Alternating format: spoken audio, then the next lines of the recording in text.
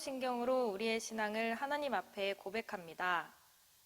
전능하사 천지를 만드신 하나님 아버지를 내가 믿사오며 그 외아들 우리 주 예수 그리스도를 믿사오니 이는 성령으로 잉태하사 동정녀 마리에게 나시고 본디오 빌라도에게 고난을 받으사 십자가에 못 박혀 죽으시고 장사한 지 사흘 만에 죽은 자 가운데서 다시 살아나시며 하늘에 오르사 전능하신 하나님 우편에 앉아 계시다가 저리로서 산자와 죽은 자를 심판하러 오시리라. 성령을 믿사오며 거룩한 공회와 성도가 서로 교통하는 것과 죄를 사하여 주시는 것과 몸이 다시 사는 것과 영원히 사는 것을 믿사옵나이다. 아멘. 오늘의 말씀 이사야 40장 12절에서 31절 말씀입니다. 누가 손바닥으로 바닷물을 헤아렸으며 뼘으로 하늘을 쟀으며 땅의 티끌을 되에 담아 보았으며 접시 저울로 산들을 막대 저울로 언덕들을 달아 보았으랴. 누가 여호와의 영을 지도하였으며 그의 모사가 되어 그를 가르쳤으랴. 그가 누구와 더불어 의논하셨으며 누가 그를 교훈하였으며 그에게 정의의 길로 가르쳤으며 지식을 가르쳤으며 통달의 도를 보여주었느냐. 보라, 그에게는 열방의 통의 한 방울을 물과 같고 저울의 작은 티끌 같으며 섬들은 떠오르는 먼지 같으리니 레바논은 땔감에도 부족하겠고 그 짐승들은 번제에도 부족할 것이라. 그의 앞에는 모든 열방이 아무것도 아니라 그는 그들을 없는 것 같이 빈 것 같이 여기시느니라. 그런즉 너희가 하나님을 누구와 같다 하겠으며 무슨 형상을 그에게 비기겠느냐. 우상은 장인이 부어 만들었고 장색이 금으로 입혔고 또 은사슬을 만든 것이니라. 궁핍한 자는 거제를 드릴 때에 썩지 아니하는 나무를 택하고 지혜로운 장인을 구하여 우상을 만들어 흔들리지 아니하도록 세우느니라. 너희가 알지 못하였느냐. 너희가 듣지 못하였느냐. 태초부터 너희에게 전하지 아니하였느냐. 땅의 기초가 창조될 때부터 너희가 깨닫지 못하였느냐. 그는 땅 위 궁창에 앉으시나니 땅에 사는 사람들은 메뚜기 같으니라. 그가 하늘을 차일같이 펴셨으며 거주할 천막같이 치셨고 귀인들을 패하시며 세상의 사사들을 헛되게 하시나니 그들은 겨우 심기고 겨우 뿌려졌으며 그 줄기가 겨우 땅에 뿌리를 박자 곧 하나님의 입김을 부시니 그들은 말라 회오리 바람에 불려 가는 촉에 같도다. 거룩하신 이가 이르시되 그런즉 너희가 나를 누구에게 비교하여 나를 그와 동등하게 하겠느냐 하시니라. 너희는 눈을 높이 들어 누가 이 모든 것을 창조하였나 보라. 주께서는 수요대로 만상을 이끌어내시고 그들의 모든 이름을 부르시나니 그의 권세가 크고 그의 능력이 강함으로 하나도 빠짐이 없느니라. 야곱아 어찌하여 내가 말하며 이스라엘아 내가 이르기를 내 길은 여호와께 숨겨졌으며 내 송사는 내 하나님에게서 벗어난다 하느냐. 너는 알지 못하였느냐 듣지 못하였느냐. 영원하신 하나님 여호와 땅 끝까지 창조하신 이는 피곤하지 않으시며 곤비하지 않으시며 명철이 한이 없으시며 피곤한 자에게는 능력을 주시며 무능한 자에게는 힘을 더하시나니 소년이라도 피곤하며 곤비하며 장정이라도 넘어지며 쓰러지되 오직 여호와를 앙망하는 자는 새 힘을 얻으리니 독수리가 날개치며 올라감 같을 것이요 다른 박질하여도 곤비하지 아니하겠고 걸어가도 피곤하지 아니하리로다. 요즘 세상을 바라보면 이런저런 삶의 무게에 힘겹게 살아가고 있는 많은 사람들을 보게 됩니다.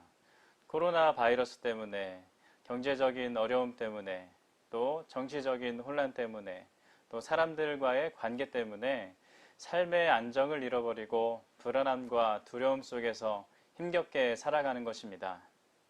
그런데 이러한 현실 속에서 우리의 더욱 큰 문제는 삶의 모습이 불안해지면 불안해질수록 하나님에 대한 믿음도 흔들리고 있는 사람이 많아지고 있다는 것입니다.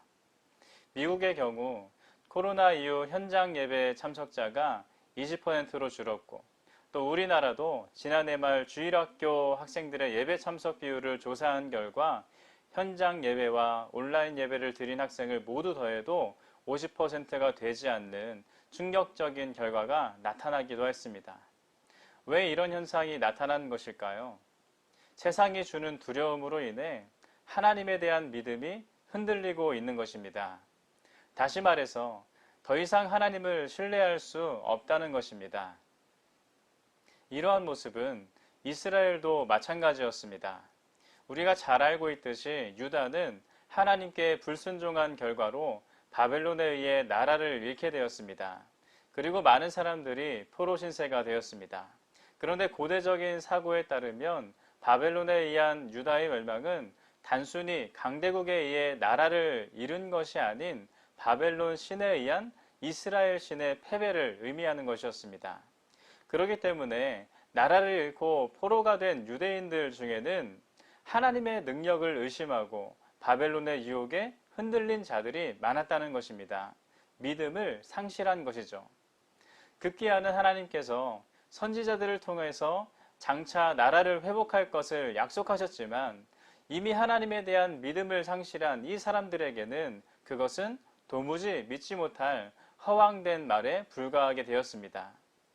그런데 오늘 말씀에서 하나님은 그 믿음이 흔들려 하나님의 약속을 신뢰하지 못하는 자들에게 당신이 어떤 존재인지 다시 한번 말씀하시므로 하나님에 대한 진실한 신앙을 회복하도록 말씀하고 있습니다. 오늘 우리는 하나님께서 주신 이사야 40장 말씀을 통하여 우리와 함께 하시며 우리를 인도하신 하나님이 어떠한 분인지 분명히 알아야 하겠습니다. 그렇다면 여러분, 이사야 40장에 나타난 하나님은 어떤 분이실까요? 하나님은 온 세상 천하 만물과도 비교할 수 없는 창조의 하나님이신 줄로 믿습니다. 12절 한번 보겠습니다. 누가 손바닥으로 바닷물을 헤아렸으며 뼘으로 하늘을 쟀으며 땅에 티끌을 되에 담아 보았으며 접시 저울로 산들을 막대 저울로 언덕들을 달아 보았으랴. 12절 말씀은 간단히 하면 누가 세상에 대해 모든 것을 알고 있는가입니다. 여러분, 세상에 누가 모든 것을 알고 있습니까? 여호와 하나님밖에 없는 것입니다. 왜 그렇습니까? 하나님은 바닷물을 손바닥으로 떠서 헤아려 보셨고 뼘으로 하늘을 재어 보신 분이고 또 온 땅의 티끌도 대로 담아보고 산들을 접시 저울로 언덕들을 막대 저울로 달아보신 분이십니다. 12절 말씀을 보면 물과 하늘, 티끌과 산을 대조시켜 하나님의 능력을 이야기하고 있습니다. 그런데 이것은 이 세상의 가장 높은 곳에서 낮은 곳에 이르기까지, 가장 작은 것에서 가장 큰 것에 이르기까지 모두 다 하나님의 헤아림 아래 있다는 의미입니다. 다시 말해서 천하 만물에 대해 확고하고 정확한 지식을 하나님은 가지고 계시다는 것입니다. 그런데 그것은 나라도 마찬가지입니다. 아무리 강하고 발전되었다 하더라도 하나님은 세상의 그 어떤 나라보다 크신 능력의 하나님이십니다. 15절도 한번 보겠습니다. 보라, 그에게는 열방이 통의 한 방울 물과 같고 저울의 작은 티끌 같으며 섬들은 떠오르는 먼지 같으리니. 아멘.